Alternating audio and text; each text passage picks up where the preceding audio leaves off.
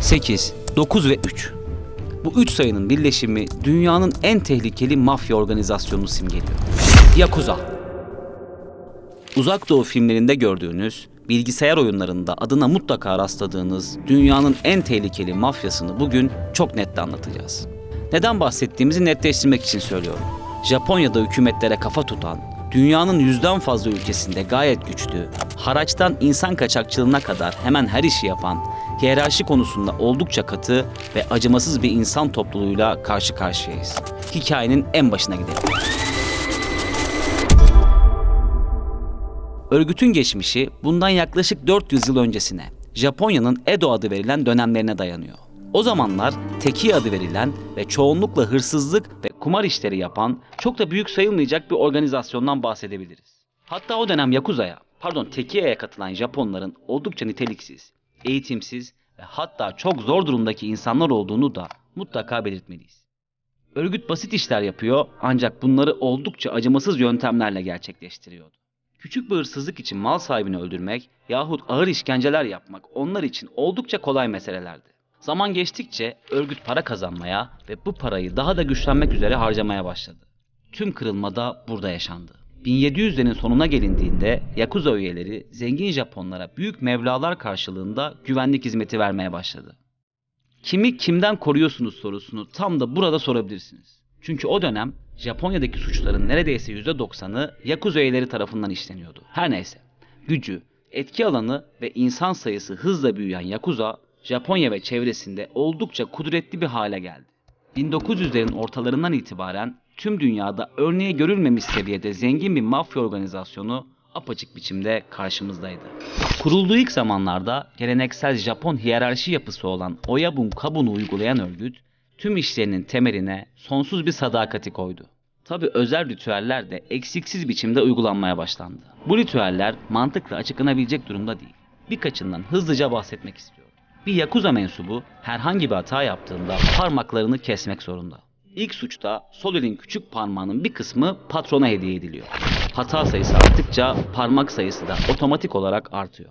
Yüzünüzü daha fazla buruşturmadan bu bahsi kapatıyorum. Yakuza üyelerinin tamamı tüm vücudu kaplayan Japon dövmeleri yapmak zorunda. Bazen bir dövmeyi tamamlamak bir yıldan daha fazla bile sürebiliyor. Dövme şekilleri ve büyüklüklerinin örgüt içerisindeki konumları belirttiğini söylememe sanırım gerek yok. Yakuza üyeleri herhangi bir toplantı sırasında güneş gözlüğü taktığında toplantıdaki durumdan mutsuz olduğunu ve saldırıya geçebileceğini simgelemiş oluyor. Yolunuz bir gün Japonya'ya düşerse ve bulunduğunuz noktada biri durup dururken güneş gözlüğü çıkarıp takıyorsa bir tık dikkatli olmanızda fayda var. Yakuza üyeleri gizlilik içeren konuşmalar yapabilmek için masaya vurma sayısına göre şekillenen özel bir dilde geliştirmiş durumda. Eski Yakuza üyelerinin emniyet güçlerine verdiği ifadelerden öğrenilen bu bilgiler örgütün yeni yöntemler geliştirmesine neden olmuş olabilir. Ancak bugün bildiğimiz ritüeller bunlarla sınırlı. Peki Yakuza'nın dünya genelinde güncel durumu ne? Öncelikle gezegenin en büyük mafya organizasyonu bu örgüt. Toplamda 300 binden fazla üyesi olduğu tahmin ediliyor. Yakuza güçlü ailelere ayrılmış durumda ve üye sayısı 20 binden fazla olan aileler bile mevcut. Örgütün en güçlü olduğu ülke Japonya'dan sonra Amerika Birleşik Devletleri. ABD'nin tüm büyük eyaletlerinde Yakuza faaliyet göstermeye ve büyük paralar kazanmaya devam ediyor. Amerika demişken 2011'de yaşanan kırılmaya da değinelim. Dönemin Amerika Birleşik Devletleri Başkanı Barack Obama, Yakuza'ya resmen savaş açtı. Büyük Yakuza parçalarından Yamaguchi Gumi ve iki liderinin ülkedeki tüm mal varlıkları hazine kararıyla donduruldu. Gumi'nin babası yani lideri konumundaki Kenichi Shinoda ve yardımcıları tutuklandı. Obama'nın başlattığı Yakuza operasyonu yalnızca birkaç ay içerisinde Avrupa'ya da sıçradı. Tonight, an alleged Japanese kingpin and his associates are in jail, accused of plotting to trade U.S. weapons with foreign insurgents. Bu müdahale Yakuza'nın tarihi boyunca aldığı en büyük darbe olarak değerlendiriliyor. Örgütün birkaç milyar dolar kaybettiği gibi çok sayıda kripto elemanının da bu operasyonla açığa çıktığı biliniyor. Biz konumuza dönelim. Yakuza, ABD'nin ardından Avrupa'da da çok sayıda aileyle karanlık işler yapmayı sürdürüyor. Avrupa'daki Yakuza mensubu sayısının 70 bine yaklaştığı da uzun süredir konuşulan bir gerçek konumunda. Yakuza'yı diğer mafya üyelerinden ayıran ilginç bir detayı daha masaya yatıralım istiyorum. Örgüt, Japonya halk tabanında yüksek bir ilgiye ve hatta desteğe sahip. 2011'de gerçekleşen Tohoku depremi ve tabi tsunamisi sırasında Yakuza üyelerinin vatandaşlara devletten çok daha önce yardım götürdüğü biliniyor. Yüzlerce yapının onarılması ve mağdurlara destek sağlanması bizzat üst düzey Yakuza üyeleri tarafından gerçekleştirildi.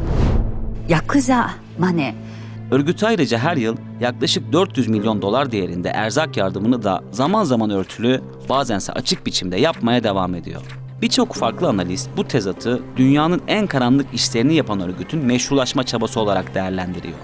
Yakuza'nın Japonya genelinde çok sayıda restoran, kafe ve sosyalleşme alanlarına sahip olduğu da net biçimde bilinir durumda. Japonya'daki inşaat süreçlerinin büyük bölümü de onların elinde. Hatta pandemi nedeniyle ertelenen 2020 Tokyo Olimpiyatları için inşa edilen çok sayıda tesiste de Yakuza imzası mevcut. Şunu da ekleyeyim, olimpiyatlar için harcadıkları paranın 50 milyar doları geçtiği söyleniyor. Yakuza'nın ve liderlerinin şu sıralar çok da rahat durumda olmadığını da konuşalım istiyorum. Yamaguchi Gumi neredeyse her gün sokak kavgalarına karışan iki ayrı gruba ayrılmış durumda. Anlaşmazlığın temelinde para olduğu söylenirken ortaya çıkan son durumun örgüte fazlasıyla güç kaybettirdiği de bir gerçek. Yakuza, Japonya'nın en çok okunan kitaplarına, en çok izlenen dizi ve filmlerine konu oldu. ABD başkanlarından NATO temsilcilerine kadar oldukça geniş bir yelpazede gündeme getirildi. Onlarla mücadele için uluslararası işbirlikleri yapıldı. Bugün yayıldığı tüm ülkelerde en aktif illegal yapı konumunda diyebileceğimiz örgüt, ritüelleri, geçmişi ve sahip olduğu güç ve gizem ile ilgi çekmeye devam ediyor.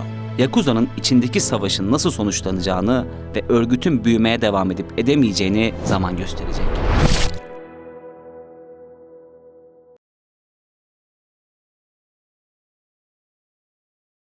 Uzak Doğu filmlerinde gördüğünüz, bilgisayar oyunlarında adına mutlaka rastladığınız dünyanın en tehlikeli